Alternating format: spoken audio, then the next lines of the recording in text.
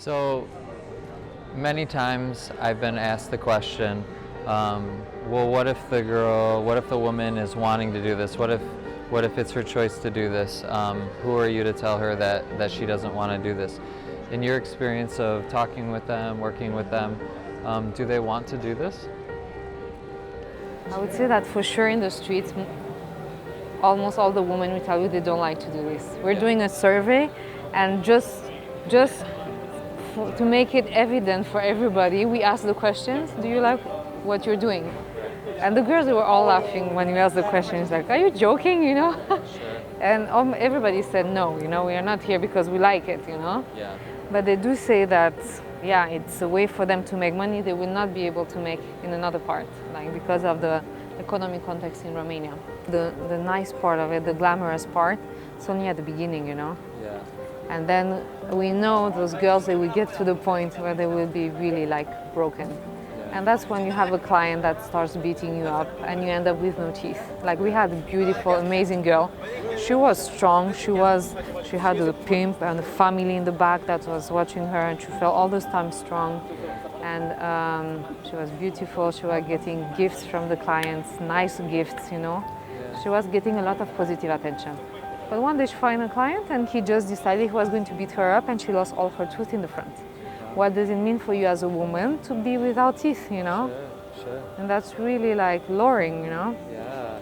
Another girl we met this week, she was saying that some of the clients, they wanted to get services for free and they refused. And so they stabbed her, like in her feet, in her different parts of her body, they just stabbed her, Wow. So you get to a point where you get broken, Sure. Some of the girls also addicted. I think part of it is also addiction, we can't, it goes together. Either you're an addict and then you need to have the money, either you become just to cope, Right.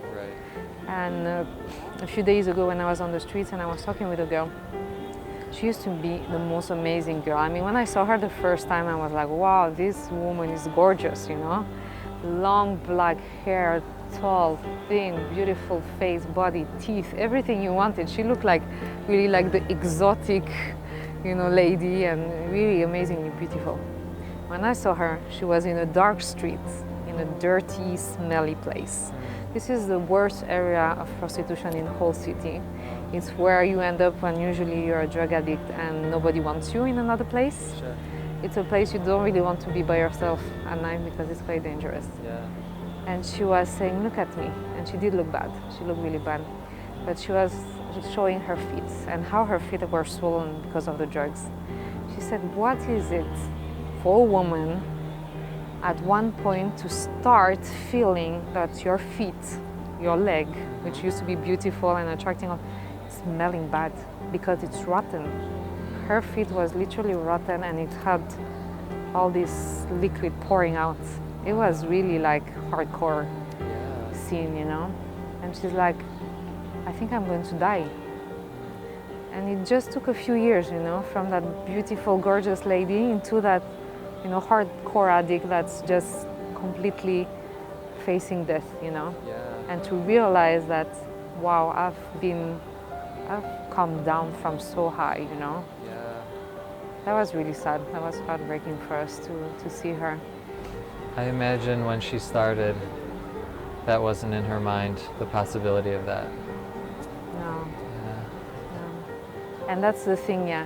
At the beginning, it's more glamorous, it's promising, especially when you're young and you're beautiful, you're attracting more clients, you make more money than the other ones, and you feel better about yourself.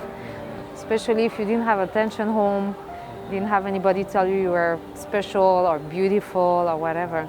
And then you get all that attention. So at the moment, at the beginning, it does feel like it's something good. Sure.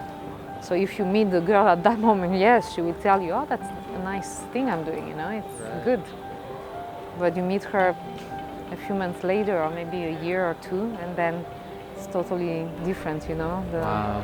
We think about burnout in different jobs in terms of years, but you're saying after a few months or after a year, it doesn't take too long before. No, Yeah. no, it doesn't take too long.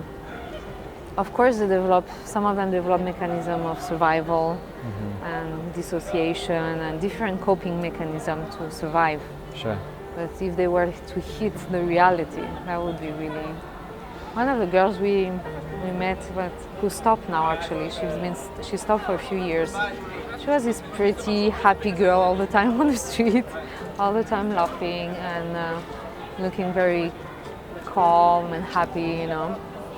And she would never recognize she actually had somebody in her back that brought her to this position, you know. Like she always said, "Oh, I'm doing this because I want to, and I'm fine, and I'm happy, and whatever."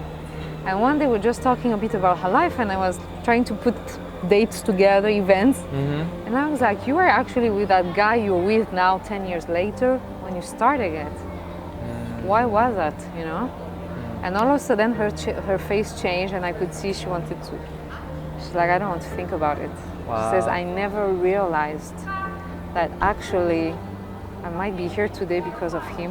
Wow. For her it was too much. Yeah. And actually she made the choice to kind of dissociate and forget that. Really? Because it was too hurtful for him. Because she was in this relationship and she loved him, and for her realizing that was too heavy. Yeah. Wow.